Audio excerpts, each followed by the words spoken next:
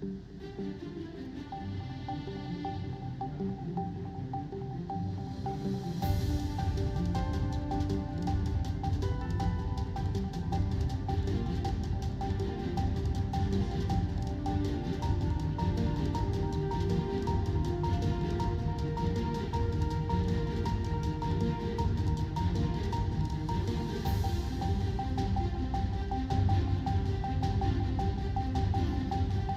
morning, ladies and gentlemen, Your Excellencies, special representatives and dignitaries, to this very special event, the Business Forum between the Sultanate of Oman and the Turkish Republic of Northern Cyprus.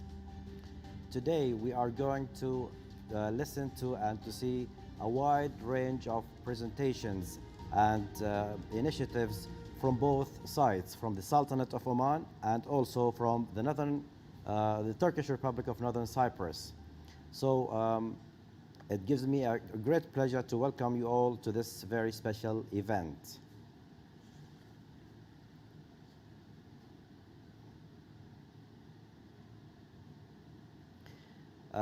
We should start actually with the speech of His Excellency Engineer Rida Al Saleh, the Chairman of Oman Chamber of Commerce and Industry. Your Excellency.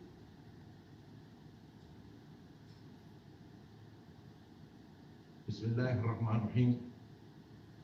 In the name of Allah and Merciful, His Excellency Torgo Deniz, Chairman Turkish Cyprus Chamber of Commerce, His Excellency Ali Kamasi, Chairman Turkish Cyprus Chamber of Industry, His Excellency Amina Andiz, Representative Turkish Republic of Northern Cyprus Trade and Tourism Office in Sultanate of Oman, businessmen and businesswomen, peace, mercy, and blessing of all upon all of you. At the beginning of this meeting, Oman Chamber of Commerce and Industry would like to welcome you. We are also pleased to extend our thanks to the Turkish Republic of Northern Cyprus Trade and Tourism Office in the Sultanate of Oman and Turkish Cyprus Chamber of Commerce and the Turkish Cyprus Chamber and Industry for their participation in organizing the Omani Cyprus Business Forum, which aims to enhance the communication, economic, and commercial cooperation with the Cyprus side, developing trade relations between them, reviewing the experience exchange, exchanging the experience and discussing the finding commercial and economy partnership in the targeted sector, namely steel, mining, food, agriculture, building materials, and higher education, in addition to the introduction of Omani to market and discovering the trade and investment opportunities. We confirm our needs that this meeting will produce positive results that serve the private sector in the Sultanate of Oman and Northern Cyprus. Oman Chamber of Commerce and Industry sought to strengthen the trade relation between the two sides in various economy fields. And this was represented by the signing of Memorandum of Understanding between Oman Chamber of Commerce and Industry and Turkish Cyprus Chamber of Commerce on January 17, 2010. His Excellency Torgi Deniz, Chairman of Cyprus Chamber of Commerce, we are also held a meeting last March with the Turkish Wigdam Avon, Chairman of the Turkish Cyprus Chamber of Industry, in which we discussed the possibility of enhancing trade exchange, and one of the topics raised in the previous meeting was the organizing of this trade forum, which is organized today and seek to be a real gateway to increase the cooperation between the two countries in the various economy sector. Dear all attendants, the exchange of the experience between the Sultanate and the Turkish Republic of Northern Cyprus is limited and is limited only on food stuff. So we believe that this meeting is an opportunity for us to open new channels and effectively trade opportunity to increase the rate of intra-regional trade between the two countries, enhancing the trade exchange in various sectors and creating joint investment opportunity, especially in the Sultanate of Oman in the new era of His Majesty Sultan Haytham bin Tariq. May God protect him. Oman is witnessing an economy movement through the economic stimulus plan in pursuit of current economy diversification, in which the logistics sector is one of the main pillars. A number of indicators have encouraged which clearly Oman Vision 2040 as the Sultanate of Oman secured the first rank in the world in this speed of handling container ships. The Sultanate has issued a number of legislation and laws that stimulated investment, such as the Foreign Investment Law, Privatization Law, the Public-Private Partnership Law, and Bankruptcy Law, which constitute an attractive and stimulated environment for private sector companies and institutions in promoting investment and promotion of economy sector. The Foreign Capital Investment Law allows obtaining foreign ownership in companies in the Sultanate of Oman up to 100%. It also allows the foreign investor to invest in about 2,000 commercial or industrial activities and allowed to participate business and commercial investment activity by obtaining an initial license. The initial license allows the investor to participate the commercial activity without having to wait for the final license. According to the Foreign Capital Investment Law, all registered companies are treated as per with the companies owned by Omani citizenship in relation to commercial registration fees. When investment in the economy diversification sector specify the 10th five-year plan and its possibility sectors. Among the most important investment opportunity offered by the Sultanate of Oman to invest for the investor are in the field of mining, quarrying, food, product industries, and paper making and manufacturing of the chemicals and their products, rubbers and plastic products, manufacturing of non-metallic products, manufacturing of base metals, manufacturing of formal metal products, excluding machinery and equipment, machinery of electrical equipment, manufacturing of machinery and equipment, manufacturing of transport equipment, waste collection, treatment, disposable and material recovery activity. The Sultanate recently announced an investor residence program, accordingly which foreign investors and retirees are granted to right to long stay in the Sultanate of Oman for a period of 5 to 10 years subject to renewal. Dear all, there are many common economy factors between the economy of the Turkish Republic of Northern Cyprus and the Sultanate, especially in the service sector, and the opportunity it includes in higher education, tourism, and health, in addition to agriculture products and light industries.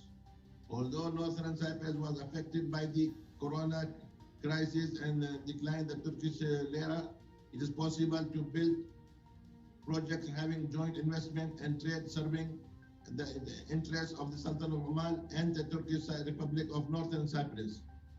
Activity, joining, cooperation, agreement, and benefiting from the advantage and facilities offered by our countries in attracting the value-added investment. We in the Sultanate of Oman welcome companies wishing to obtain investment opportunity in the various economy sectors. We are fully prepared to implement any joint program to achieve the desired goal and to find the point of contact to activate the exchange of the information, opportunities, and facilities. Support the organization of the meeting between the businessman and the facilitator and the transfer of capital, which contribute to the multiplicity of the joint economy project. Dear honorable attendants, in conclusion, we hope that this forum will contribute to the exploring the possibility of cooperation and further enhancing activity of companies of both sides. We are also pleased to present action papers in this session to review the most important economy sector that Sultanate focus on in this Oman vision through the presentation by Oman 2040, implementation follow-up units, as well as the presentation by the Ministry of Commerce, Industry and Investment Promotion to talk about the most important investment opportunity in the Sultanate of Oman, and the General Authority of Special Economy Zone and Free Zone is in the Sultanate to talk about the future prospect for the free zone in the Sultanate of Oman. We as a Chamber of Commerce readiness to provide all the facility and support the joint investment initiative. Hope that this work of the forum will be crowned with a success. And thank you very much for participating.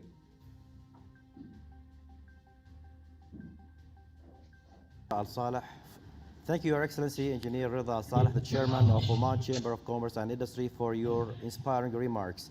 And now it gives me a great pleasure to invite His Excellency Turgay Deniz, the Chairman of the Turkish Cyprus Chamber of Commerce, to deliver his speech.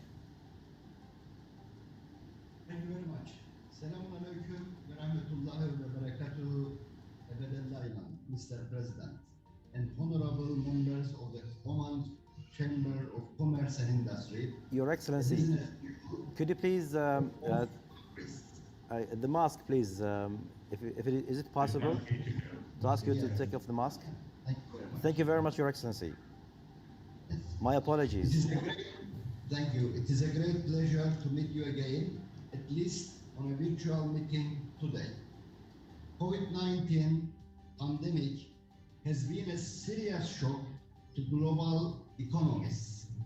This year is projected to offer an opportunity for the countries that achieve to balance their boats with structural reforms and strengthening policies. Dear Mr. President and honorable business people, North Cyprus is a privileged center for touristic visits and accommodates around a serious number of tourists per year. There are lots of potential investment availabilities for foreign interests. We, as Chamber, are ready to assist the foreign investors at all times. Before I conclude my last words, I would like to thank to the Oman Sultanate Chamber of Commerce and Industry, and also to the head of mission of the Turkish Republic of Northern Cyprus Tourism and Trade Office in the Sultanate of Oman, Mrs. Emine Andes, for their efforts on organizing this B2B meeting. I would also convey my best regards to you, Mr. President, and to your team for your productive approach. I hope the next meeting will take place face to face, and I wish you and your people health, peace, and prosperity. Thank you very much. Thank you, Your Excellency Turgay Deniz, the Chairman of the Turkish Cyprus Chamber of Commerce. And now it gives me a great pleasure to welcome also His Excellency Ali Kamijoglu, the Chairman of the Turkish Cyprus Chamber of Industry, to deliver his speech. Hello all. I will be reading our President's Mr. Ali Kamijoglu's speech on his behalf today. Your Excellency Mr. Rida Al-Saleh, our Honorable Muscat Representative, President of Cyprus Turkish Chamber of Commerce, business people of Oman and Northern Cyprus, distinguished guests. First of all, I would like to thank Oman Chamber of Commerce and Industry and our Muscat representative, Ms. Ertürk, for organizing this forum and giving this opportunity to businesses from both countries to meet and learn about each other, which we hope will improve bilateral business relationships between our countries. Established in 1977, Cyprus Turkish Chamber of Industry represents more than 800 members, which operate in manufacturing, ITC, and software development. Our members manufacture products in 22 different subsectors, ranging from dairy products to cleaning products, from construction materials to beverages, and so on. Industry sector in northern Cyprus is mainly classified as light manufacturing. The sectors are mostly focused on meeting the demands of the tourism, construction, and higher education sectors. Apart from niche products like halloumi, our export products range from citrus products, poultry, olive oil, tahini, carob, cigarettes, construction chemicals, cleaning products, and many more. At the moment, despite the political obstructions we face, we are exporting our products to more than 40 countries, including Turkey, Gulf countries, European Union, USA, and Japan. One of the main objectives of our chamber is to increase the amount of exports, as we strongly believe sustainable economic prosperity is heavily dependent on manufacturing and exporting. Looking at the trade figures between our countries over the years, it seems there hasn't been a consistent trade among our business people. This fact makes this event even more important. We strongly believe that if we can even have one or two success stories here today, the figures will keep improving in the future. I hope this event is fruitful for everyone involved. Once again, we would like to thank Oman Chamber of Commerce and Industry, His Excellency Mr. President, board members and staff, and Muscat representative for organizing this event, and thank the business people from both countries for participating. Hopefully, the turmoil caused by COVID will be over soon. We hope we can arrange this event face-to-face in North Cyprus then and form long-lasting economic and cultural relationships. Thank you for listening. Thank you very much for your kind words and inspiring speech, and please convey our thanks and appreciation to His Excellency Ali Kamishoglu, the Chairman of the Turkish Cyprus Chamber of Industry. And now I would like also to invite Her Excellency Emine Andes Erturk, the representative of the Turkish Republic of Northern Cyprus Trade and Tourism Office, to deliver her speech.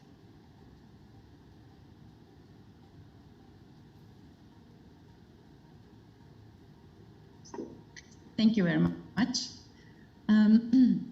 Excellencies, distinguished speakers and participants, it is such a pleasure to address this first business forum between Oman and Turkish Republic of Northern Cyprus. I want to express my special thanks to our co-organizers, especially to His Excellency Reta Al Saleh, Chairman of Commerce and Industry, for his excellent support. And also I would like to thank the Chairman of Turkish Cypriot Chambers of Commerce and Industry for their valuable support in organizing this forum. I also thank the distinguished speakers. I would like to take this opportunity to extend our sincere thanks and gratitude to the Sultan bin Said, to the late Sultan Qaboos bin Said and His Majesty Sultan Haytham bin Tariq, as well as the government of Oman for their support extended to us since the opening of our office in 2008. I am delighted by the support and interest from every circle of Omani public and private actors. For the last 13 years, our office is working diligently to diversify and expand the existing relations between our two sisterly countries, especially in the areas of trade, higher education, and tourism. And we believe that there is a great potential for cooperation in these areas of mutual interest. And the number of participants from both sides today is promising in this respect. Turkish Republic of Northern Cyprus is emerging as an important center for trade, education, tourism, and investment. We have relations with more than 70 countries. Our largest trade partner is Turkey. Organization of Islamic Cooperation countries, mainly Gulf countries, are our second largest export partner, 30% share. However, the trade volume with Oman do not reflect the real potential between the Sultanate of Oman and the Turkish Republic of Northern Cyprus. With a view to promoting and develop our trade relations further, last March we organized a very fruitful online meeting with participation of the chairman of the Chamber of Commerce and Industry from both countries. One of the outcomes of that meeting was to organize another online event, which will focus on sectors of mutual interest as well as investment opportunities in both countries. I'm certain that this event will enable business people to explore the opportunities for cooperation in the key sectors: steel, mining, food and agriculture, construction material, higher education, and investment. Another area for cooperation is higher education. Turkish Republic of Northern Cyprus is a leading education center in this region. There are many internationally recognized universities in the Turkish Republic of Northern Cyprus, 5 of which are recognized by the Oman Ministry of Higher Education, Research and Innovation. Our universities are actively participating in GEDEX, EduTrack, and EduTrack higher education exhibitions in Oman. And I'm happy to see that every year the number of Omani students studying in the Turkish Republic of Northern Cyprus is increasing. Sultanate of Oman also attach great importance to the academic research, development, and cooperation, and investing heavily on education. Therefore, I strongly believe that in this field there is a great opportunity for cooperation between two countries.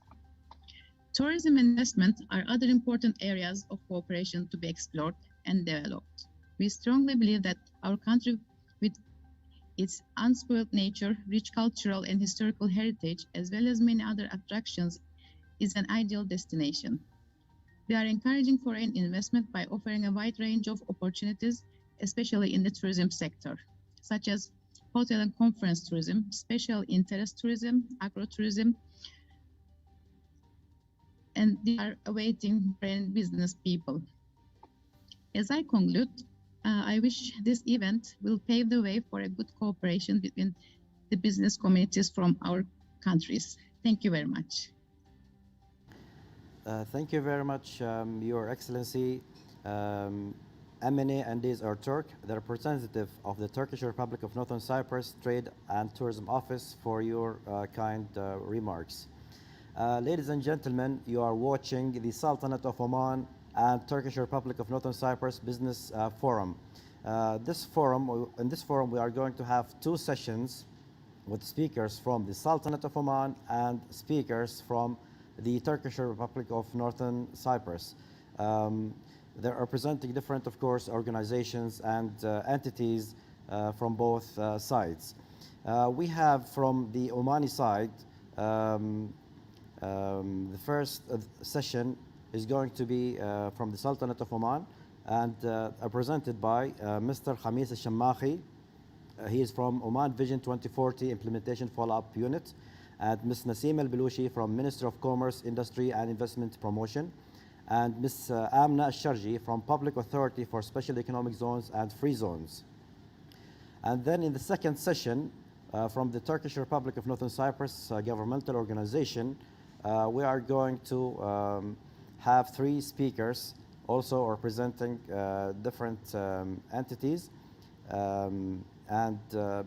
So let's start with the first session, and I would like to introduce the speakers of the Sultanate side. First, we have engineer Khamis al-Shammakhi.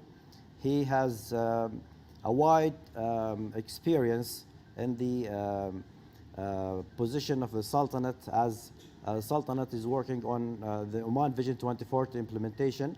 So he is representing the follow-up unit of Oman 2040 Vision. Engineer Khamis, actually, he has extensive national and international experience in the oil and industry and governmental leadership. His wide exposure through progress positions, starting from senior technical positions, studies, projects, coordinations, business planning, team leading, disciplines, value assurance lead, and lately he has been a vice president also of the programs development of Oman Vision 2040 implementation follow-up unit in the Sultanate. Second, we have Ms. Amna al-Sharji from the Public Authority for Special Economic Zones and Free Zones. Ms. Amna, she joined CZAD in mid-2015 as an urban planner and moved to the Marketing and Promotion Department in May 2019. Currently, she is representing the Public Authority for Economic Zones and Free Zones, OPAZ, within the capacity of a business development representative that covers all free and economic zones in Oman, particularly Duqm, Suhar, Salala, and Al Mazyuna. Third, we have Ms. Nasima Al-Belushi, representing the Ministry of Commerce and Industry. She is Director General at the Ministry of Commerce, Industry and Investment Promotion. Ms. Nasima sits on the board of the Arab Union for Industrial Exports Development and is a member of the Permanent Coordination Committee for the Development of Non-Oil Exports in the GCC.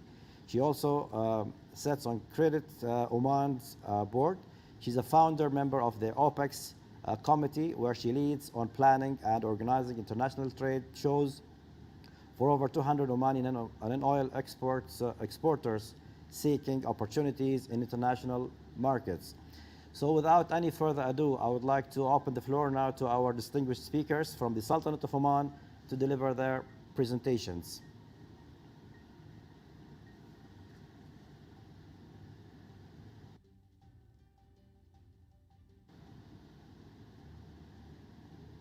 السلام عليكم ورحمة الله. وعليكم السلام, Engineer Khamis. Slides are clear? Yes, they are clear. Your Excellencies, dear ladies and gentlemen, first of all, I would like really to thank you for giving me this opportunity to just give an idea on the Oman Vision 2040, our new vehicle to the future under the leadership of His Majesty Sultan Haytham bin Tariq Al Said. In this presentation, I will try to highlight a few key messages as time allows, inshallah. Our vision, what we call the Oman 2040 vision, as I described it, is a new vehicle into the future.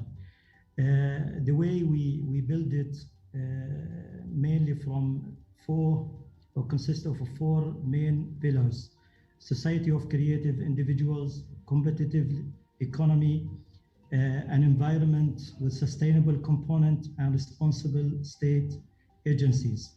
For each one of the four main pillars, we have introduced a national priorities, what we call them the 12 national priorities, as you see them in the color coded. So under the first pillar on the society of creative individuals, here we talk about proud for our citizens to be proud of their entities, innovative, globally competitive. And here we specified or agreed on four national priorities covering education, learning, health, citizenship, and well-being and social protection.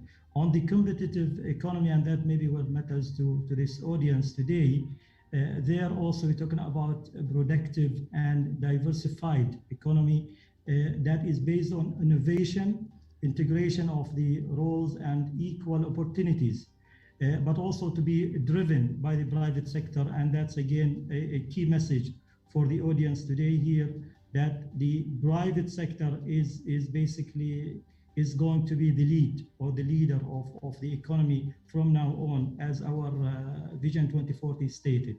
So in that main pillar, we have also agreed on five national priorities: economic leadership and management, economic diversification and fiscal sustainability, labor market and employment, and the third one is the private sector investment and international cooperation. And last is development of the governorate and sustainable cities, as we would like also to move from the center, which is Muscat, to the rest of the countries, in order to have the right balance and the right distribution of our economy as well.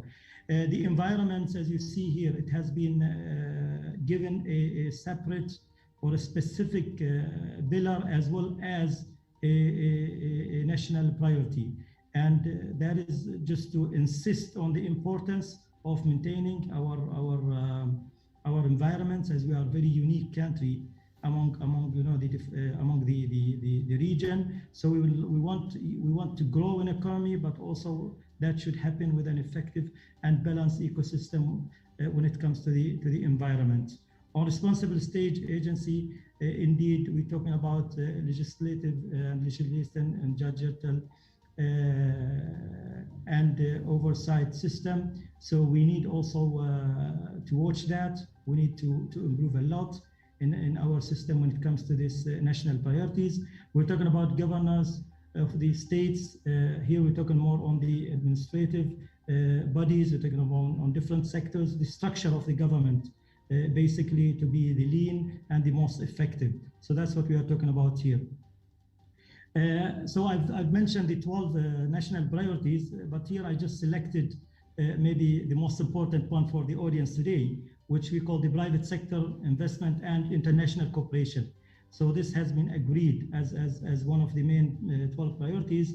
And as I mentioned here, we want an empowered private sector to be really driving the national economy in order to be competitive and also to align with the global economy. So you can see the value that that our vision is basically putting into the private sector and the importance of the private sectors. So in each one, as well as this, in each one of the national priorities, we have agreed on the national scale, on national objective for each one of them. So if I take the private sector investment and international cooperation national priorities, we're talking about competitive business environments that attract investment, where the government plays a regulator or regulatory role rather than so more on becoming enablers and letting the private sector to basically drive the economy.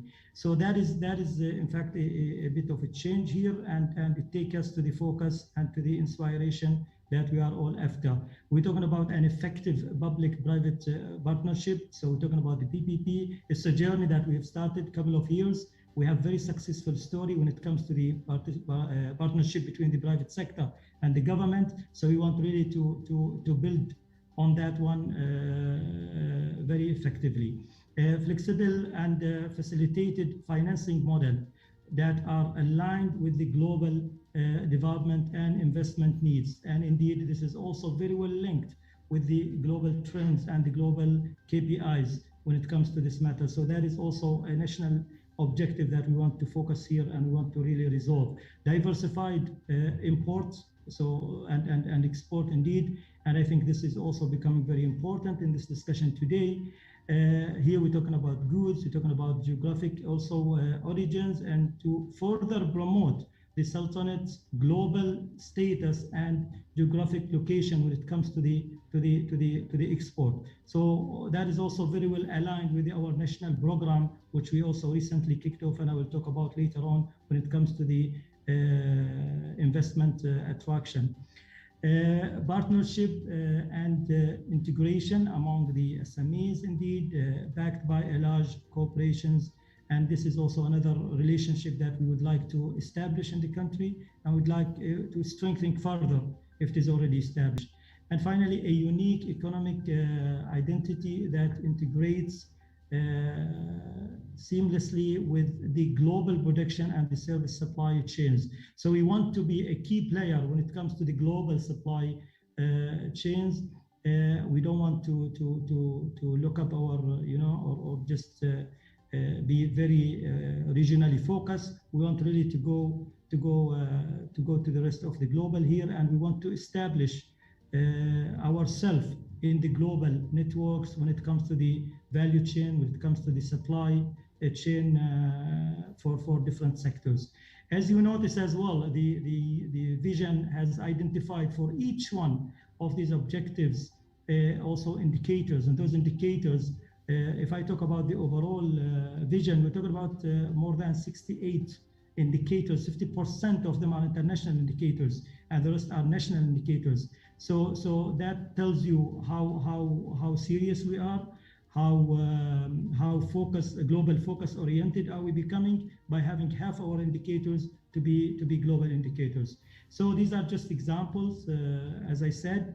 And if you just notice, we have set a target for ourselves, and we compare ourselves with the baseline when we build our vision.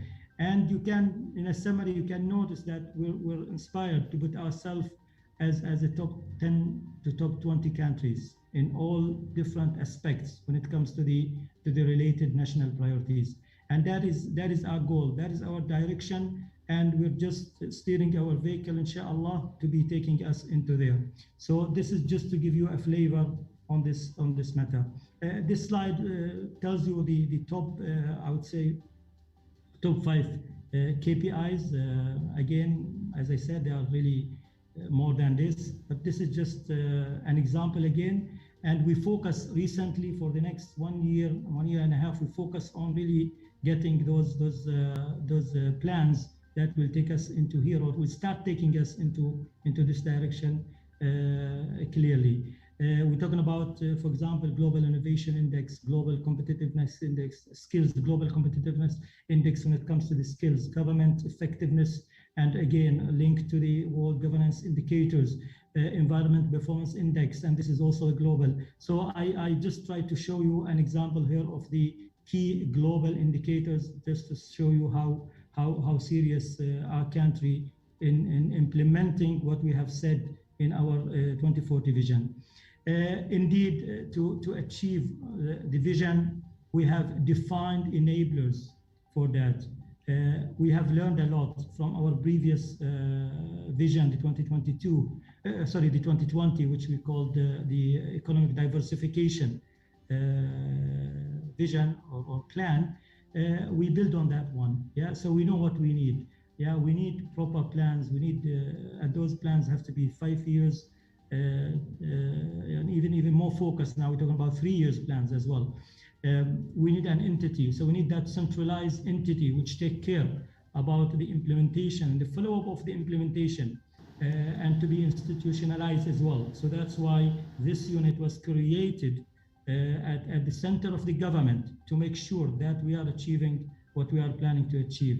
Harmonization of the relevant legislations, laws and regulations with the vision and the accelerated team, and accelerating them in order to achieve what we plan to achieve. And that is very important. And I think for you business people, I think how harmonize the laws and the regulations, I think that is very much concern for you. So we put our focus in that area as a big enabler, alignment of our strategies as well, because we have different sectors today. I think the forum here, we're discussing like 4 or 3 sectors. So we need also each sector of those, it has its own strategy as well. So one of the enablers we are working on is to harmonize, to align, basically, to align those strategies in order to serve the national priorities. And indeed, the qualifies national capabilities. And here we're looking into really lifting up the capabilities of the Omanis. Yeah, lifting up the capability of the SMEs, lifting up the capabilities of the even big firms and big companies we have in the country. Now that the previous slide was talking about the enablers that we need to basically achieve what we plan to achieve, but also the vision itself, it defined also a number of enablers that must be worked on, and they are very much of a concern, I think, to all of you, Your Excellencies, ladies and gentlemen. We're talking about business cycle. We need to improve our business cycle. We have a full program on that, a focus team on that. Achieving financial sustainability, we have also a national program on that. Digital transformation program and development of the technical infrastructures, also we have a program for that. Promoting the change management and a system of future modeling, futuristic value and cultures. This is very important one as well. And allow me to say that for each one of those, we have really specified responsible bodies that should work on the detailed plans, and we follow up on them. And lately, or last, is the structure and the effect and the efficiency of the government body. And you know that for any country, a new vision, when we have a country. Engineer Khamis? Time, yeah. Just time-wise, please. I know that Oman Vision 2040 is a very wide topic, and so if there is anything very important, you could maybe brief us on it. Sure. Yeah. Sure. So I think only a few slides. I think this is one of the slides that I would like to share and present to the audience today. The program we have in order to implement the vision, we started forming a national accelerators programs, and the first one we worked on is the national program for the attracting private investment. beside the National Program for the Financial Sustainability. I will focus on number 2, and which is, I think, very much in line in here, the National Program for Attracting Private Investment. We focus here on bringing investments, on maximizing the I under the equation of the FDI, of the GDP. So that is our focus here. So we have set up a program. We have set up also a governance as well. We have geared up ourselves to really achieve that. And the governance in this slide here is shown. We linked it to His Majesty directly. So we are becoming very serious about attracting program. Today, I can tell you that for major economic sectors, we have agreed on KPIs, numbers, numeric KPIs of a dollar sign that we need to attract for the next 3 years. And yeah, we are geared very much to achieve that one. And that is our focus now beside other programs. I think I can finish here due to the time. Thank you very much. Thank you, Engineer Khamis. And now if you could move to Ms. Nasima Al-Balushi from the Minister of Commerce, Industry and Investment Promotion to deliver her presentation also on today's forum.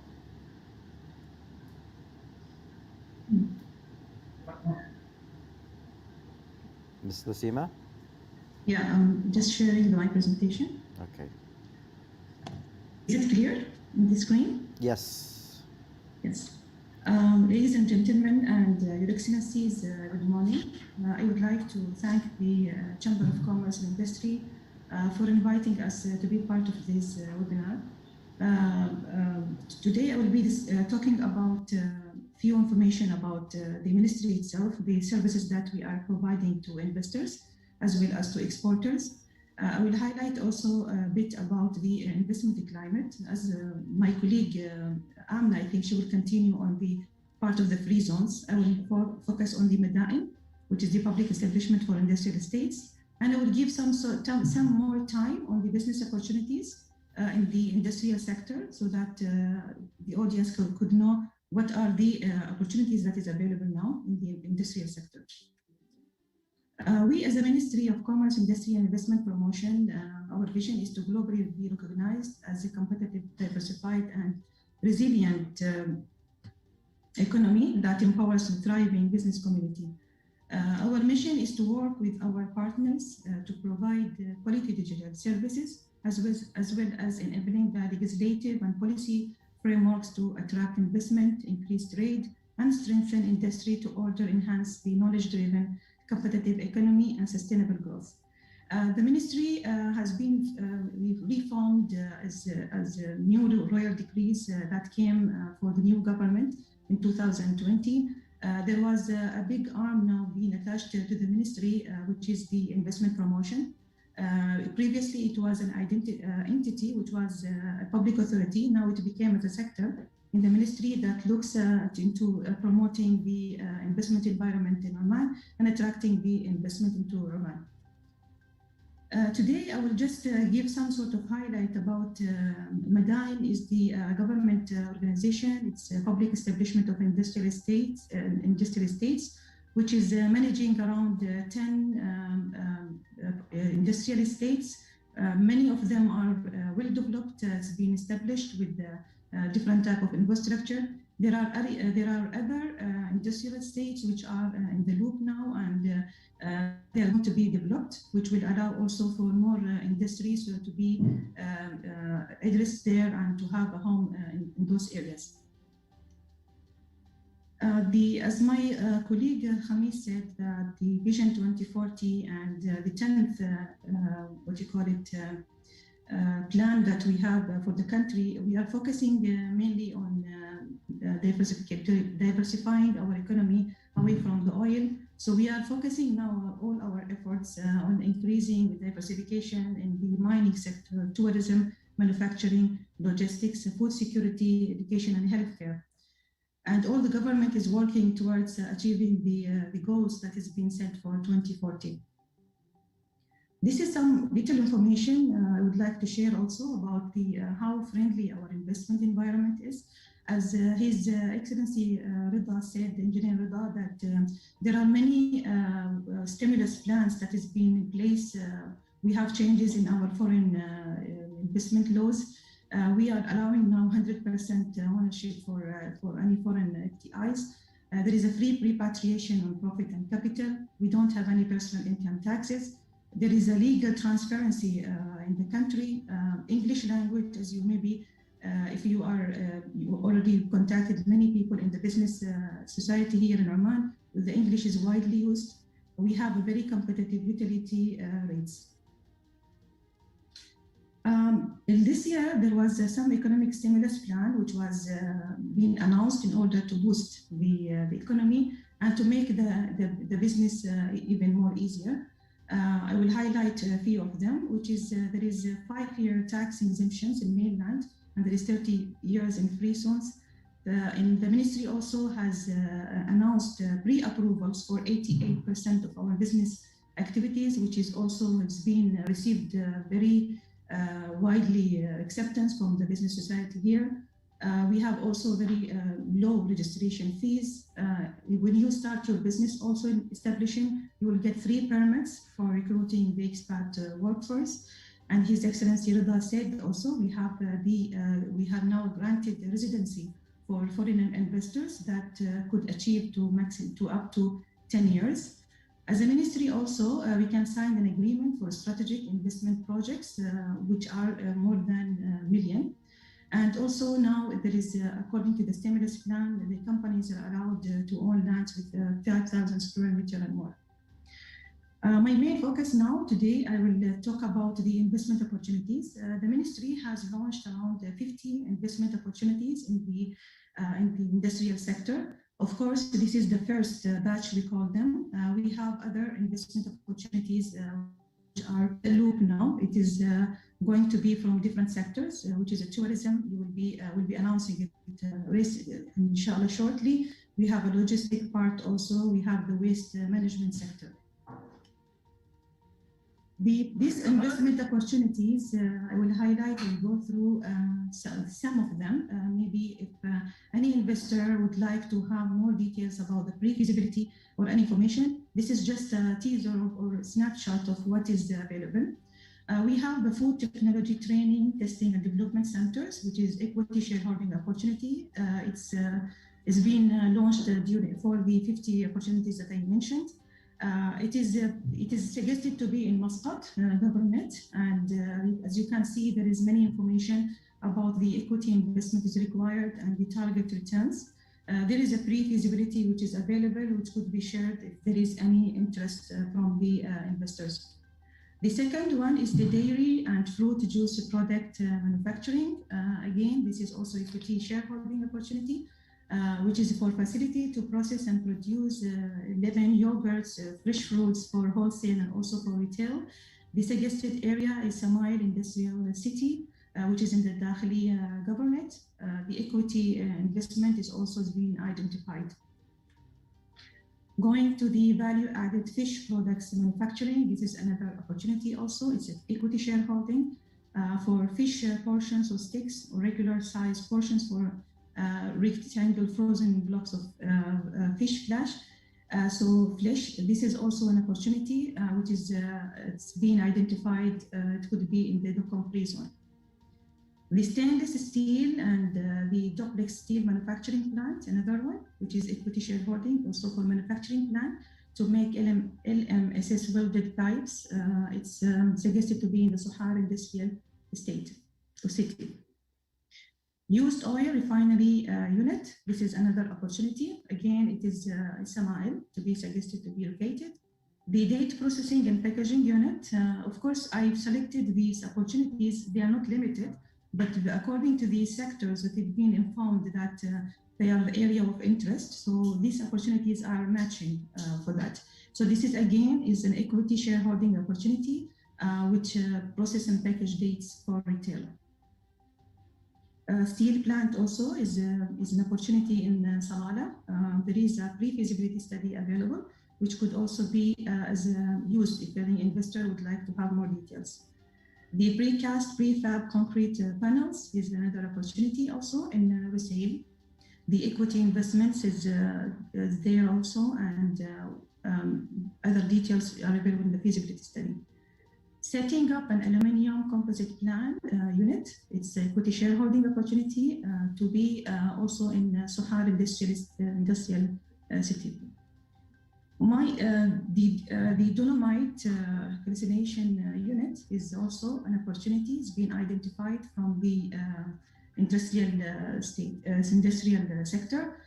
These investment opportunities has been identified through the what you call it, the strategy of industrial strategy, which was done by one of the well-known expertise houses, and it's been through what you call it, a deep study about the Omani market and what are our competitive advantage and what is the demand and supply.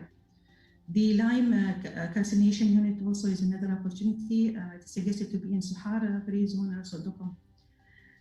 These are the, as I said, ladies and gentlemen, it's few only examples of the investment opportunities in the private sector, which is not limited. As I said, I can share more and more about other opportunities.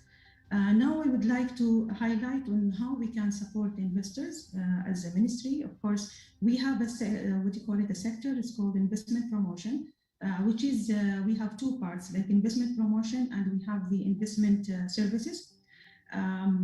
We help the investors in various ways. We provide intelligence and insight on the market opportunities, the regulations which are there that is helping to attract investors. Also the incentives. We have an intelligence team that also could help in order to get the information and provide information to the investors about those incentives, and also the infrastructure part.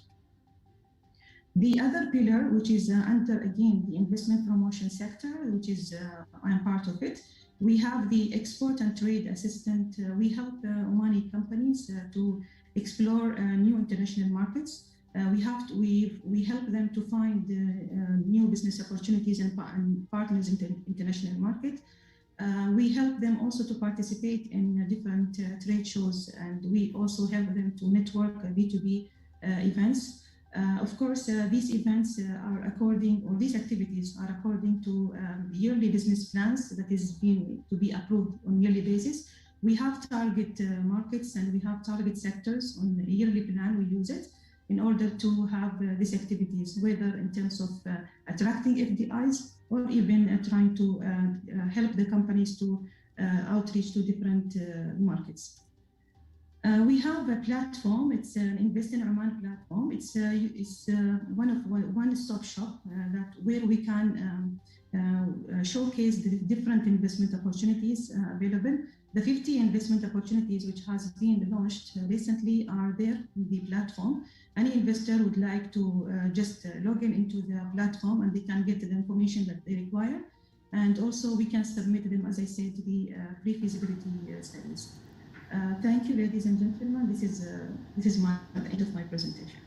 Thank you very much, Ms. Nasima Al-Belushi from the Ministry of Commerce, Industry and Investment Promotion for your informative presentation about the investment opportunities in the Sultanate. And now we move to Ms. Amna Sharji from the Public Authority for Special Economic Zones and Free Zones to deliver her presentation. Ms. Amna, the floor is yours.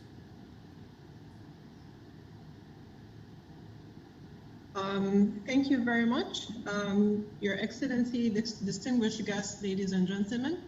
Assalamu alaikum wa rahmatullahi wa barakatuh. My name is Amna Sharji, and it's a real pleasure for me to be part of this platform here today in coordination with my colleagues, trying my best to build up on the previous presentation and deliver a full image about Oman as much as possible.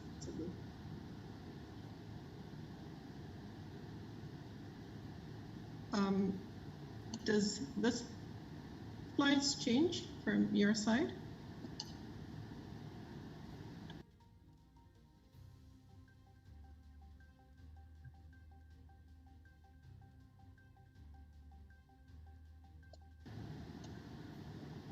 Okay.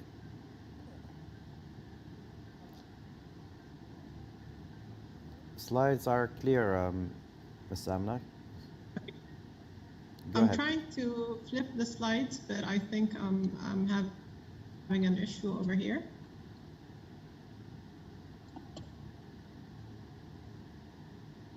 Okay. Yep. Okay, in my presentation today, I will try to cover these points. Who are we as OPAS? The strategic location of Oman, the ideal business environment we try to create for investor, the incentives we offer to investors, and finally, the 4 zones that come under the supervision of the authority.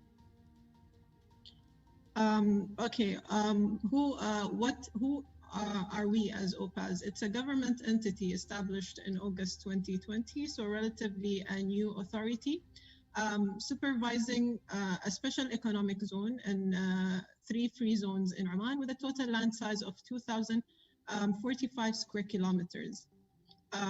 As my colleague, Mr. Khamis, had mentioned, that we are trying to move outside the capital of Muscat.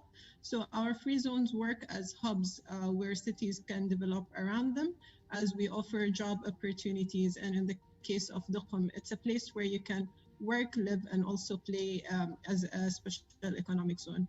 So our free zones and special economic zones stretch from north, starting with Salalah, Duqm in the middle, Salalah all the way south, and Al-Mazyuna within the border of between Oman and Yemen. So to summarize the slide, basically our mandate is to basically plan, facilitate, regulate, and in the case of Duqm Special Economic Zone, we are also an operator to a certain extent. Looking at the unique location of Oman, Oman is open towards the Indian Ocean and the Arabian Sea with a long coastline stretching for thousands of kilometers, giving Oman the potential of having its unique topography. So we have the mountains, we have the desert, we have the beaches, the wadis, which also makes Oman very rich in natural resources when you look at minerals, fish, and other livestock. And also oil, which is currently the main driver of the economy of Oman. Our value proposition, location, as briefly mentioned in the previous slide, international relationship. Oman is known to be friends with everybody. And that's something we are very proud to talk about. The diverse natural resources, as I've mentioned before, ease of doing business through one-stop service. As Ms. Nasima mentioned, we also have a one-stop shop service for our zones, and multiple model transportation system, where we believe connectivity is very important for any business to succeed. And quality infrastructure is one of our fundamental pillars as an authority. Also, Oman has trade agreements with countries such as US and Singapore. Looking at the incentives that we offer to our investors, again, as Ms. Nasima mentioned, 100% wholly owned foreign ownership is allowed. All currencies are permitted, tax exemptions for up to 30 years, 100% repatriation of profit. And also, if products are made in one of our zones, to the level of 40%, these products are eligible to have the tag of Made in Oman. Also, the ease of doing business, all the permits, all the required paperwork, most of it we can say are done through one channel, which is our one-stop shop. Looking at our free zones and special economic zones, starting with Duqm. It is the first and only economic zone in the Sultanate of Oman, with a port with a total area of 2,000 square kilometers and a population of 25,000. And due to the nature of work currently, which is mainly construction of the refinery and other major projects, the majority is blue-collar worker, but we are seeing a change in a certain extent, in a big extent, sorry. We're seeing a change to a big extent in the population and nature of work as well. Okay. So looking at the investment opportunities in Duqm. So as I've mentioned before, Duqm is a place where you can live, work, and play. It's an integrated port with a complete city alongside the industrial zone, which is categorized as light, medium, and heavy, almost capable of carrying various type of industries. We have port and dry dock. Tourism is a huge aspect in Duqm, as we have a long coastal line stretching to 19 to 18 kilometers. Fishery, we have a fishery port in Duqm. Commercial is also an opportunity in Duqm. Logistic, education, residential, healthcare. So looking at the master plan of Duqm, the blue line represents the zone, which is the 2,000 square kilometers. This is the industrial zone. Over here, you have the port, the fishery port. It is the largest of its kind in Oman, and now we are studying the potential of making it a multi-use port and not dedicated for fisheries only. We have a fishery harbor, airport, and a city within the zone, and this is the tourism zone, which gives huge opportunity in this field. We have also here an oil storage tank, and here is a place reserved for future, between the oil storage and the fishery harbor. This empty space is stored for future technologies like future intelligence investments, and also for green technologies. Moving to the next zone, which is, sorry.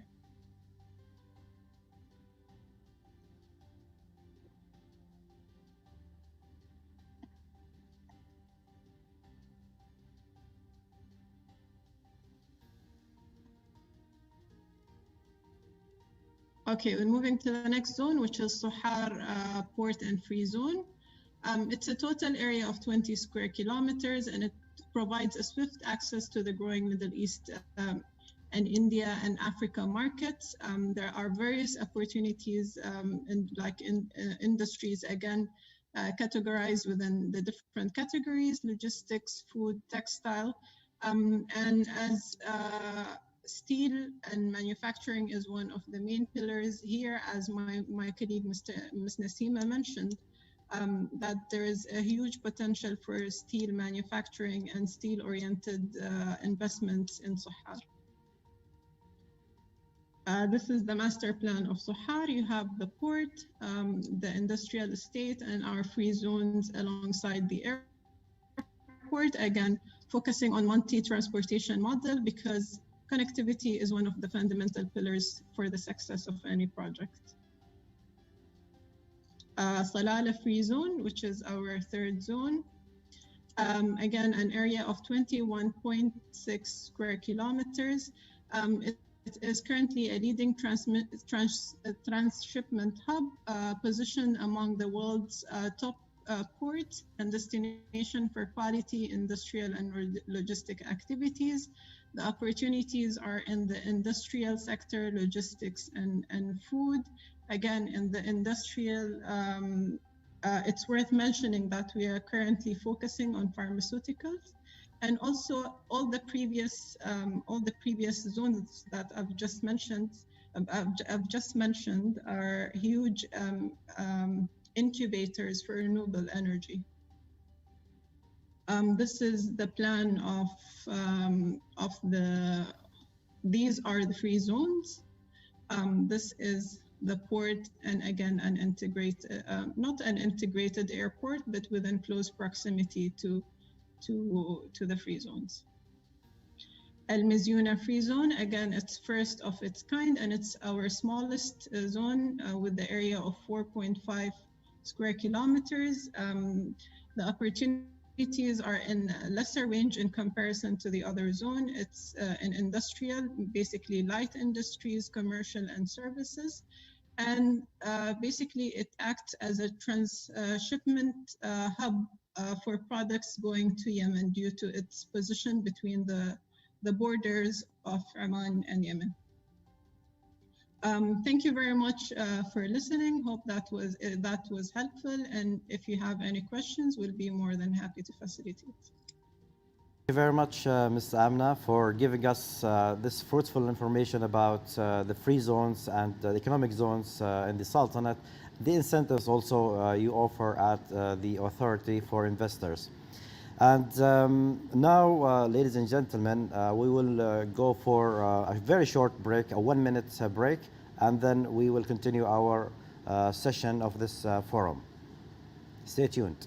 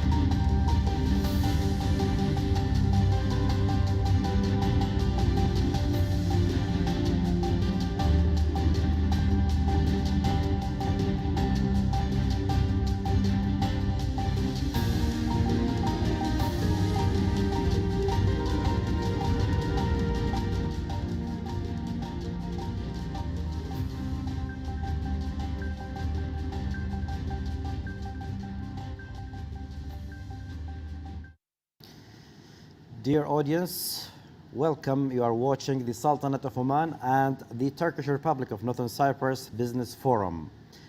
The second session of today's forum, we will have two distinguished speakers from the Turkish Republic of Northern Cyprus. They will be delivering their presentations on a very wide range of topics. So we have Ebru Captain Sertoglu from the Cyprus Turkish Investment Development Agency, and we have Professor Dr. Hasret Balsoğlu from Higher Education Planning, Accreditation and Coordination Council. Ebru Captain Sertoglu, after her graduation from Leavenworth High School, Kansas in 1990, she completed her university education at the Faculty of Economy and Administrative Sciences, Eastern Mediterranean University in 1996, and her master's degree at the Faculty of Economy and Administrative Sciences. She is still working on her PhD thesis called Economic Securitization and TRNC under the Political Economy program that she started in 2011 at the Cyprus International University. She participated in several trainings in the countries like USA, England, and other countries on economic development, entrepreneurship, SME support schemes.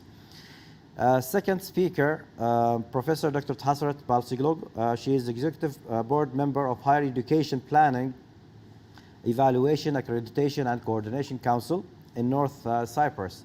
She is a PhD degree, or she has a PhD degree on economics and has written a PhD thesis on economics of casino taxation and regulation. And she is the author of many publications in leading internationally index journals, books, and book chapters. Her publications are cited in many leading journals of USA, UK, Germany, Singapore, Malaysia, and other countries.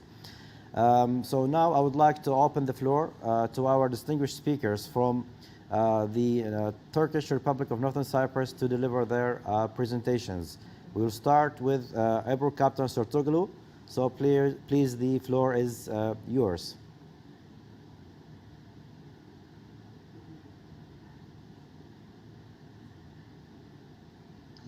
Thank you. Did I manage to share the screen?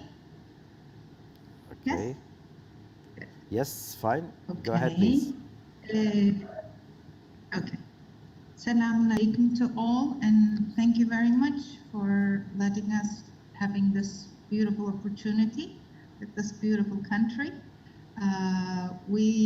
I am actually representing our investment agency, which is working under the Prime Ministry of TRNC, Turkish Republic of North Cyprus. And I will try to give you information on opportunities of investing in our small island. Yes. Let me put the screen this side. Yes. This is the third biggest island in Mediterranean, and it is crossroad of Europe, Middle East, Asia, and Africa. Neighboring South Cyprus, Turkey, Syria, Egypt, Israel, Lebanon, and Greece. So because of its geographical situation, we always call it is the center of the world. Accessibility to market is 1.1 billion people, center of successive civilizations and trading nations over 2,000 years. It has been home of civilizations for more than 10,000 years. This is Egypt, Asia, Ottomans, Byzantines, and Lusitanians that we can count. Of course, this gives us a rich historical background and a huge culture where we have hand in hand mosques and churches and castles that you can imagine from all the empires. Let me move on to economic and general information about our country. And I would like to start from the GNP per capita, which is $13,000, and tourism is the first GDP, first line GDP number that we can give you, which is 22%. This is a small island with a population of 382,230, and the area is 3,355 square kilometers, where you can imagine it is 10 times of Malta.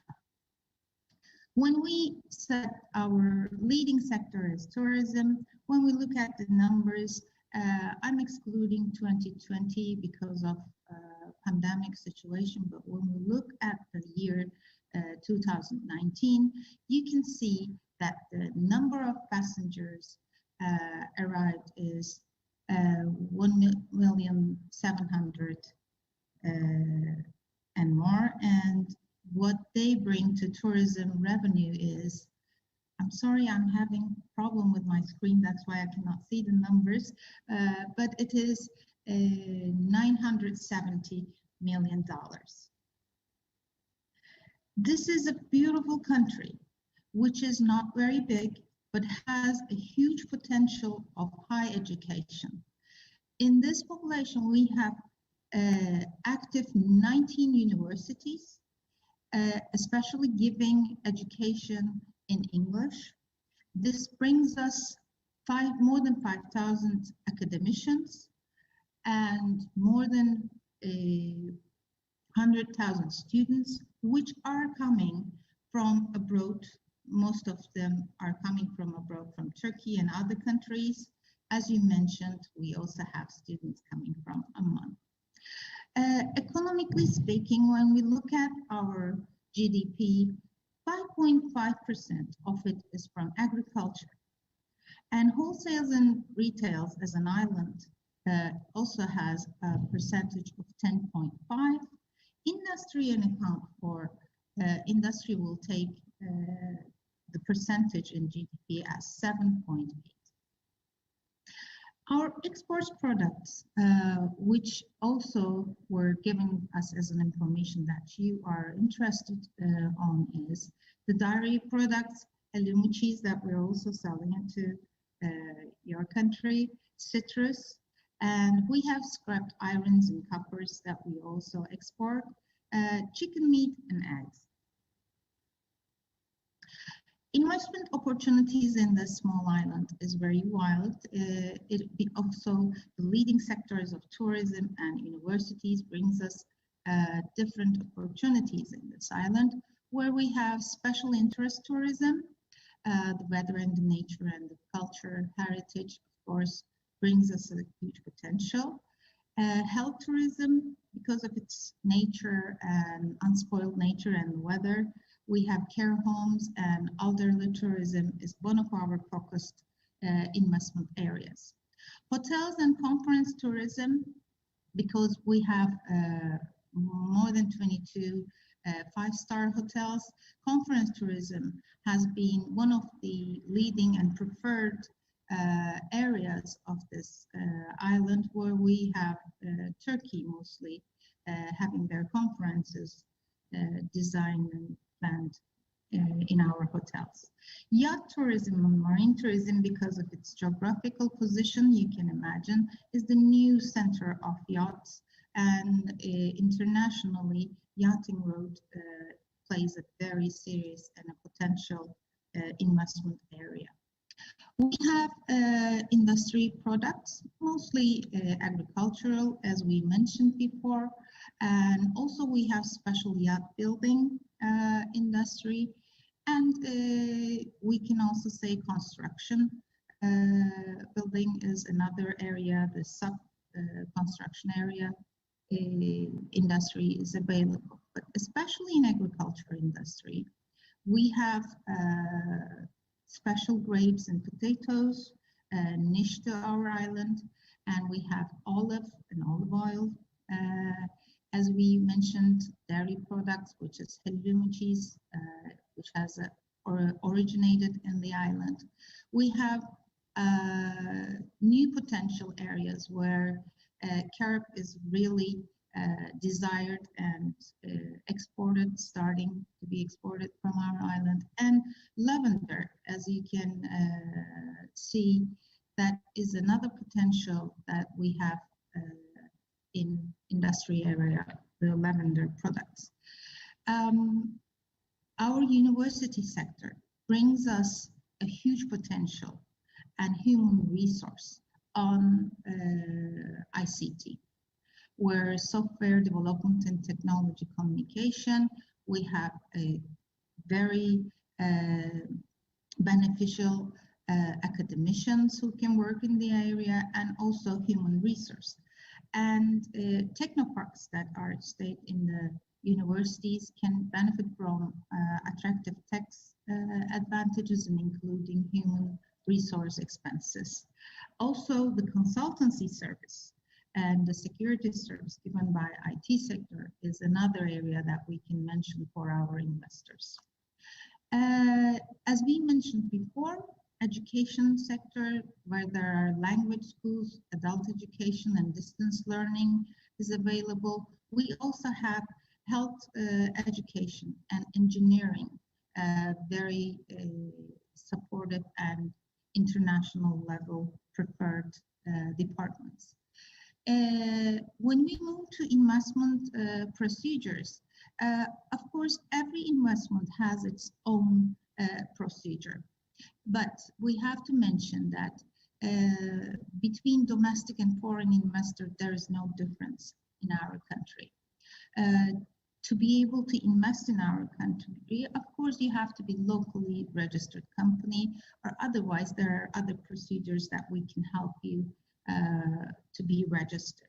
We have priority development regions where it's Güzelyurt, Lefke, İskele, and Geçitkale, and when you have investment in these areas, you have more benefits in incentive taking. Incentive certification is given by our state planning organization, and we also give the service of one-stop shop. So in these kind of preferences, you can always connect to our agency, and we can help you in those papers. When we look into specific investment incentives, it can go up to 200s in the priority developed areas, and exception from custom duties and funds, 0 rate of VAT, fund credits, state-owned land and building exception from construction license fee, reduction of stamp duty and capital increase, fee cuts, and more according to the investment. And when we talk about the public and treasury land leasing, it can go up to lending these areas from 10 years to 99 years. Of course, it depends on the investment area that you are going to have. Workforce is also asked to our agency how the workforce is. Low labor costs, we can say, and minimum wages like $508 in our country. So we can exactly say low labor cost. Qualified line labor, as you can imagine, from our universities, and also experienced workforce. 19 universities, 21 registered universities, 19 active universities, and 5,000 academicians and more than 100,000 students is also another workforce we can talk about. As you know, TRNC is a very unique country. For that reason, trade is done mostly throughout Turkey, but we have access almost all around the world, and we do trade with mostly with Turkey, but Kuwait, Oman, United Kingdom, Italy, Russia, United Arab Emirates, so we can list all the names. Trade agreements, we have international trade agreements that we get support through Turkey, but there is a unique one, which is Green Line trade regulations. This is the regulations between the south part of Cyprus with us, TRNC, and from this Green Line border regulations, you can have access to EU countries as an EU exporter. Taxation is another issue where both local and foreign companies operate under the same conditions and subject to the same rate of taxation. And of course, this changes through the products, but we can say that foreign companies, whether registered state or not, are chargeable at the rate of 10% of chargeable income only right from the trade of other incomes in TRNC. Competitiveness report of 2019 and 20. We are, I saw that you are in a better line from us. Captain Sertoglu? We're not. Sorry? Yeah, we are running short of time, so could you please brief us? I'm almost finished. Okay, good. Okay. Yeah, I saw that your country was like 47. We're not too far from you. It's 51. But I have to admit that because if it is a short market, we feel the access to international workplace more information. But our very positive sides will be information and information technologies and health services that we get. Okay, I left who we are as YAGA at last because this is the agency where you can have a one-stop shop service. We have experts where they can help you in consultancy in any area that we would like to get connected to in our country and get information about the investment that you're planning. You can just visit our website, which is Invest North Cyprus Go CTTR, and North Cyprus Invest in Future. We have a lot of advantages and we have a lot of opportunities which needs to be grown as well. So we would like to see you in our country. As mentioned before, this is a beautiful area that hopefully we will see each other face to face and discuss all the issues, and we will be very happy to have investors from your country. Thank you very much. Thank you to Captain Sertoglu for your interesting presentation about the investment opportunities and the sectors of investment in the Turkish Republic of Northern Cyprus. And now I would like to invite the last speaker in today's forum, Professor Dr. Hasret Balcioglu. So, Professor, the floor is yours to deliver your presentation. Please go ahead. Thank you very much. Hello, everybody.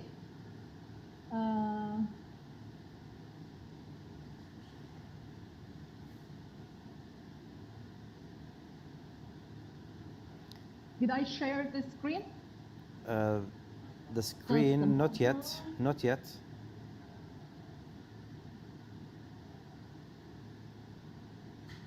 Is it okay now? Yes, it's coming along.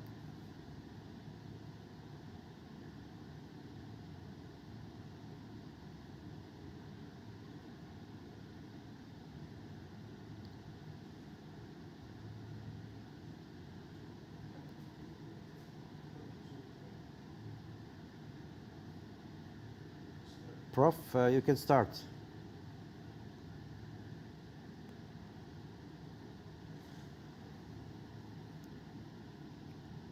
Professor Hasret, can you hear me, please?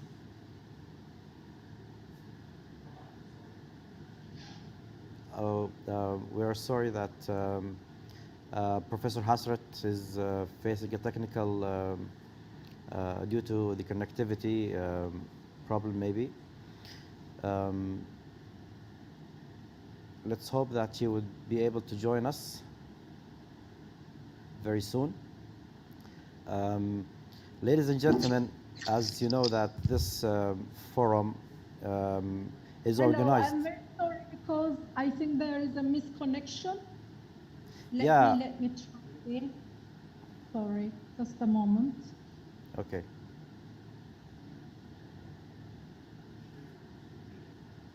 Okay, can you please share your screen?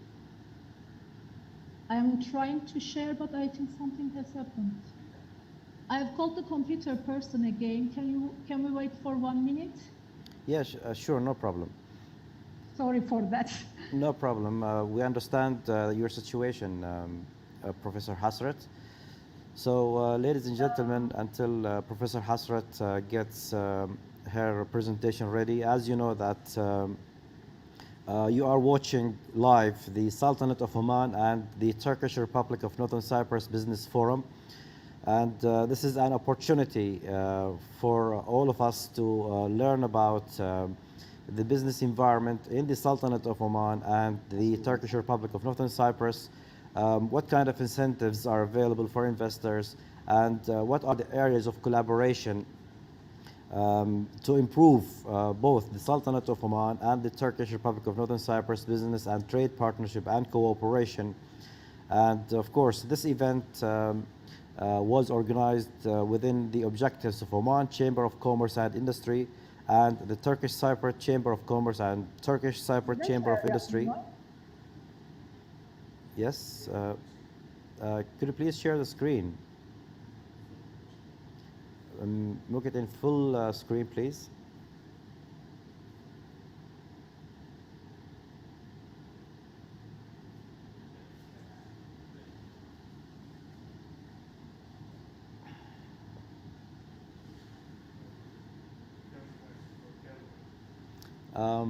Professor Hasret, if you could come back to the camera, please. Can you hear me? I think Professor Hasret is still trying to solve this technical issue that she is facing at the moment. I think it's very much. Can you please... Sorry, can you give me 1 more minute? Because I think there is some problem. Just 1 more minute. Just put in full screen, please. F5. Press on F5 so that the presentation will come in full screen. Press on F5 on your keyboard. I have pressed F5. Is there anything on the screen? Because it is saying room is sharing a window. Yeah, but we need to see the presentation in full screen. So if you could down at the press F5 from your keyboard. F5. I'm pressing. It's not coming. I'm pressing. Okay, then at the bottom you will see there's one button for full screen. Full screen. It looks like a cup. The button should be a symbol of a cup.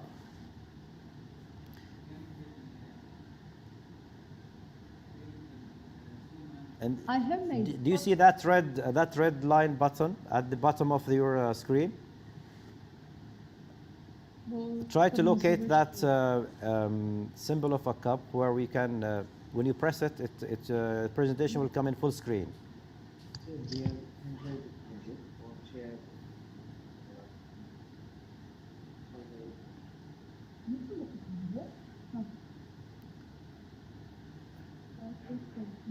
It should be down, Professor Hasrat.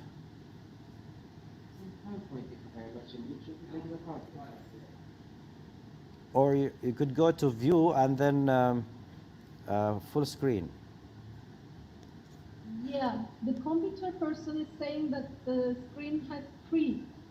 That's the main point. He's trying to help me, but I don't know why this happens in that one. I'll try. Do you see anything on the screen? Because I don't see anything. Do you see any presentation on the screen? Yeah, we see the presentation, but not in full screen. We need to see it in full screen. Otherwise, Professor Hasrat, you can go ahead, no problem. At least we can see the presentation, but you can go ahead, no problem. Okay, just 1 minute. You can start, Mr. Hasrat, Dr. Hasrat, no problem. Okay. Yeah. Okay then. Let me try to explain. Sorry for that, really. No problem. Okay.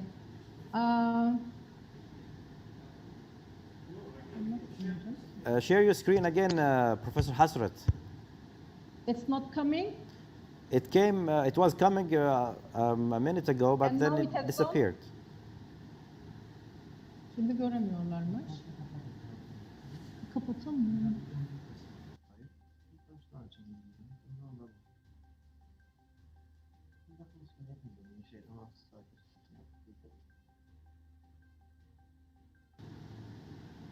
Evet.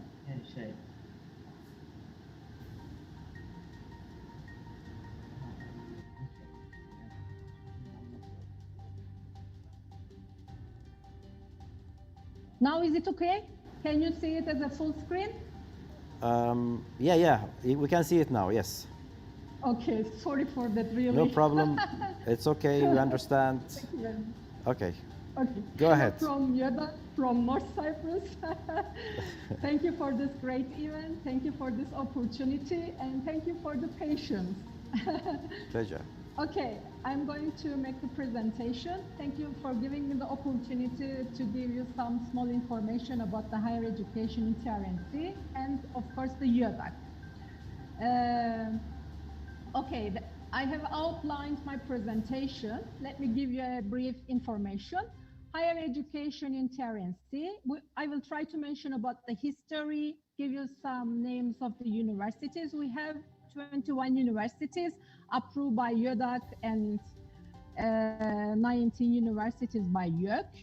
And of course, I'm going to mention about academic staff, programs and international accreditation. And I will try to give some brief information about UADAC, history, staff, membership, and what we have done during COVID-19. Okay. Whenever we try to mention about the higher education in North Cyprus, the first one was Atatürk Teacher Training Academy, and it was built in 1937. And the first university, which was the Eastern Mediterranean University, it was established in 1979. As I mentioned before, we have now 21 universities, and total number of the students is 120 3,747. 37% international students coming from 113 countries, 51% from Turkey, 12% local, and this is information as November 2020. And the total number of faculty members in the universities, it's 5,079, and total number of programs offered at 3 cycles, 1,533. So majority of the programs are delivered in English. So you can see the list of the 21 universities, and you can see the diagram of the student numbers, and we have considered the last 12 years. As you have noticed, there is a sustainable increase. Of course, during COVID-19, we have a negative impact, but because of the right policies of the government, we have recovered it very shortly. And you can see the students coming from different continents and from different countries. So our island is a very nice island, and it is very much welcome to international students.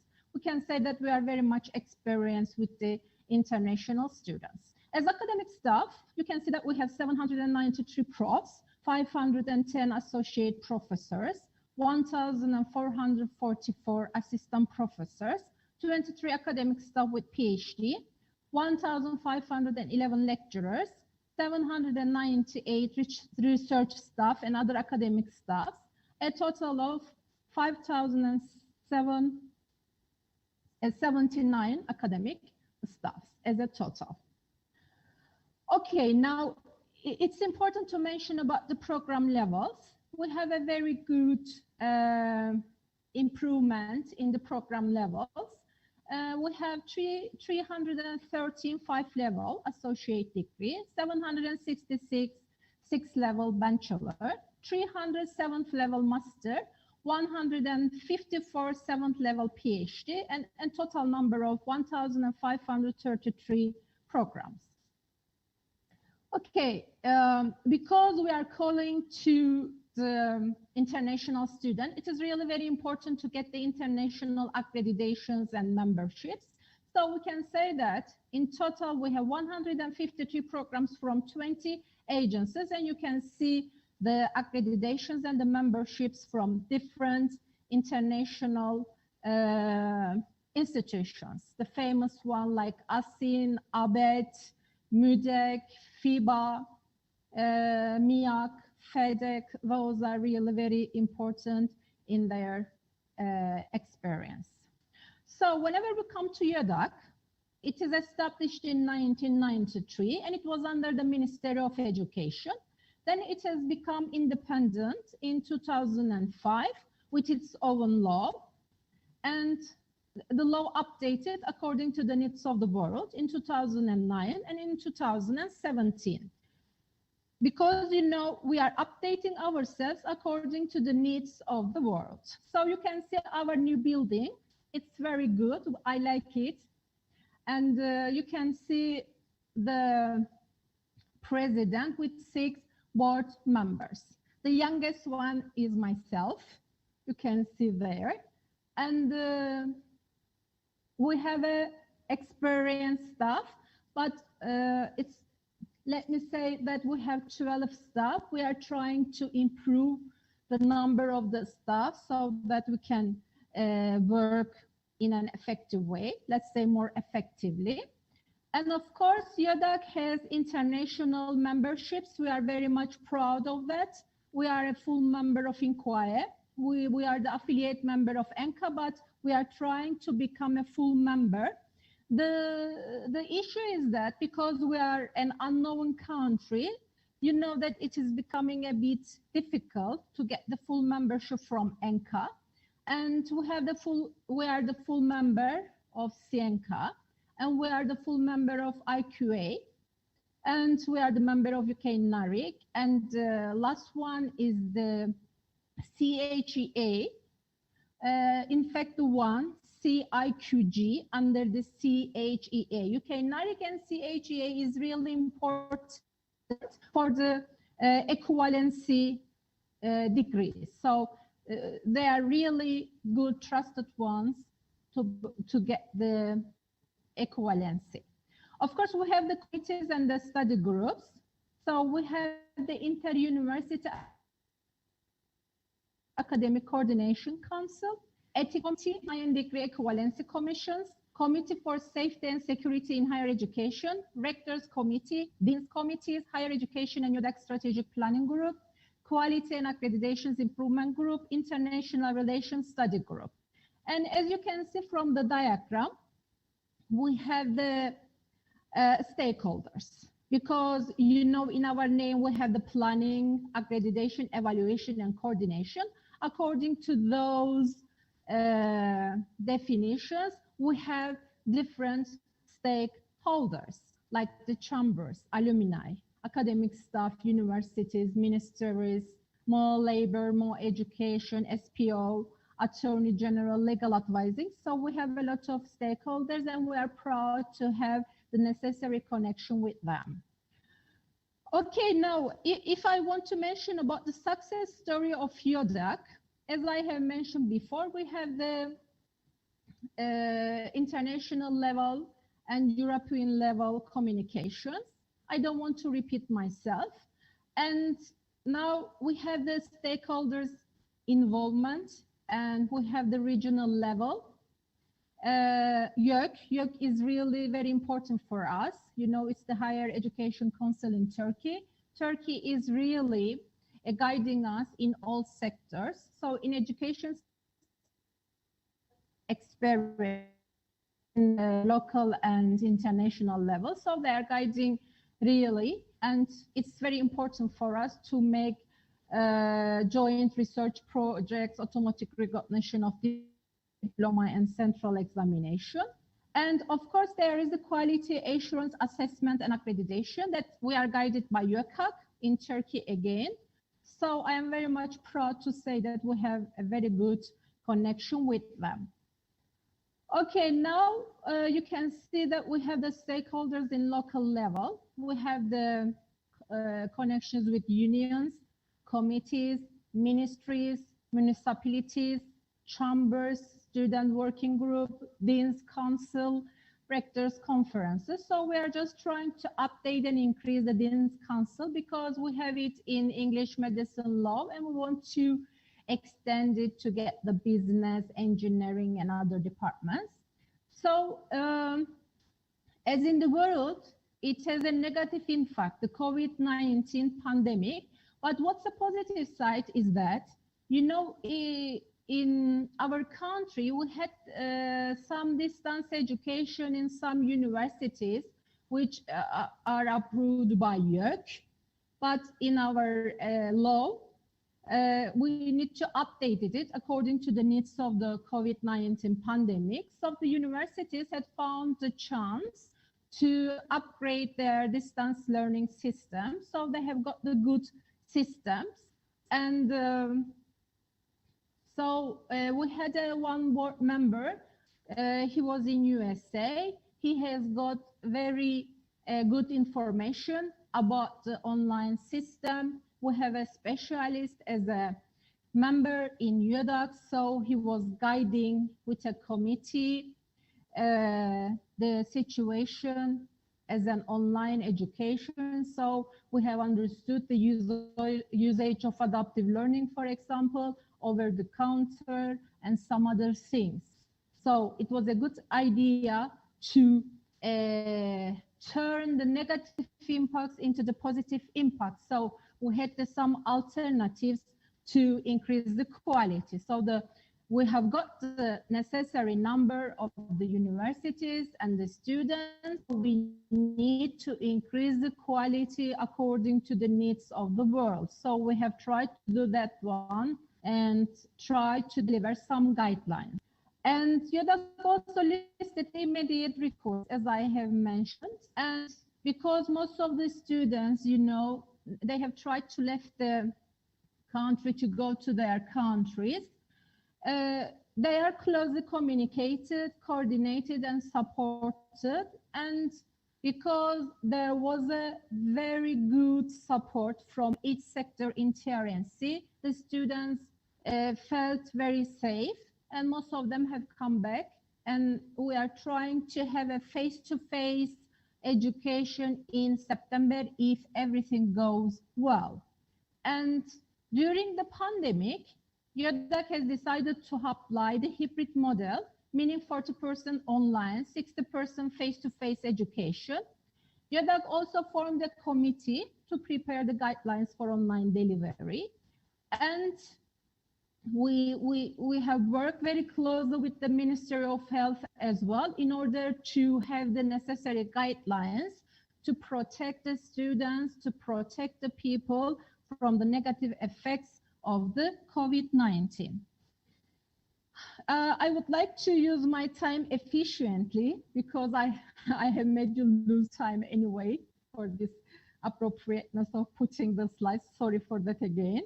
And I'm just going to show you a quick view of the universities in North Cyprus, the 21 universities: Eastern Mediterranean University, Kyrenia American University, Near East University, Cyprus International University, European University of Lefke.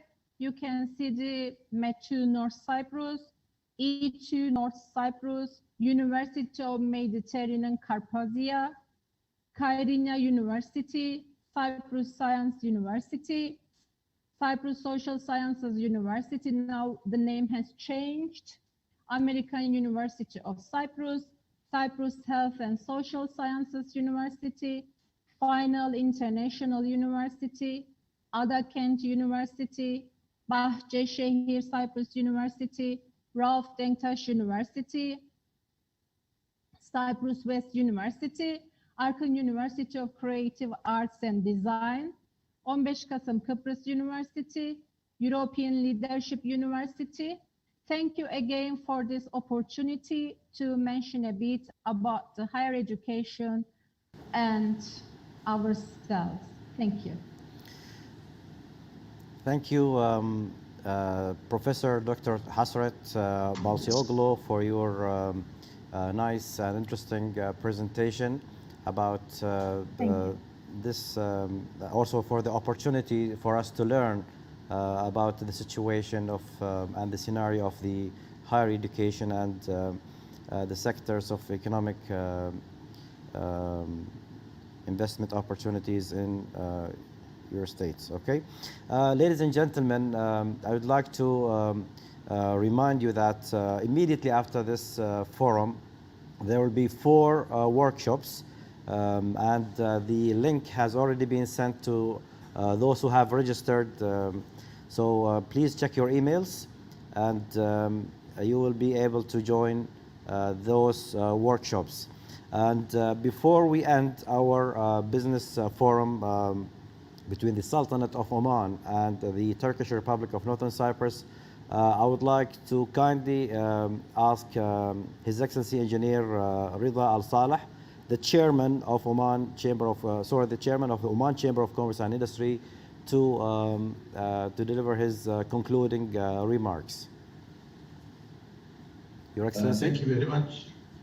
Thank you very much. As we are getting to the end of the first session, I would like to take this opportunity to thank His Excellency Torgay Deniz, His Excellency Ali Kamasi Oglo, His Excellency Amina Andera for the participation in this successful business forum which we had today. And I hope that this will be continued with the second session of the workshop and to get more benefit for our business community. And I hope that we also can meet soon after this COVID-19 will be getting over, hopefully, or it is going to be reduced in the near future, so we can meet face to face. And I would like to give you the invitation to all of you to visit Oman in after September, if the things are going to be better, to see the opportunities also which is available in Oman. And at the same time, I'd like to thank all the speakers from Oman side and Northern Cyprus side, which they gave a very successful presentation. In fact, from Cyprus side, I was very surprised to see that there is a lot of good university which is taking place, and I'm sure that Omani students are there and going to be there after they hear and listen to this one. Thank you very much, and looking forward to see you in near future. Thank you, Your Excellency, Engineer Rida Al Saleh, the Chairman of Oman Chamber of Commerce and Industry, for your concluding remarks. Ladies and gentlemen, distinguished guests, Your Excellencies, at the end of today's business forum, allow me on behalf of you all to thank first His Excellency Engineer Rida Al Saleh, the Chairman of Oman Chamber of Commerce and Industry, His Excellency Turgay Deniz, the Chairman of Turkish Cyprus Chamber of Commerce, His Excellency Ali Kamjoglu, the Chairman of Turkish Cyprus Chamber of Industry, and Her Excellency Emine Andes Erturk, the representative of the Turkish Republic of Northern Cyprus Trade and Tourism Office, and also our distinguished speakers from the Sultanate of Oman. We had Engineer Khamis Al-Shamakhi, Ms. Nasim Al-Belushi, and Ms. Amna Al-Sharji, and our also distinguished speakers from the Turkish Republic of Northern Cyprus. We had Professor Dr. Hasret and Captain Sertoglu. So thank you all for your interesting, informative presentations, and we hope that this forum is a milestone step towards enhancing further economic and business opportunities between the two states, and looking forward to seeing also further contributions to enhance trade and investment exchange between the two countries. Until the coming business forums, I would like to thank you all, and dear audience, stay tuned for the next Oman Chamber of Commerce and Industry Business Forum. Thank you all, and have a great evening.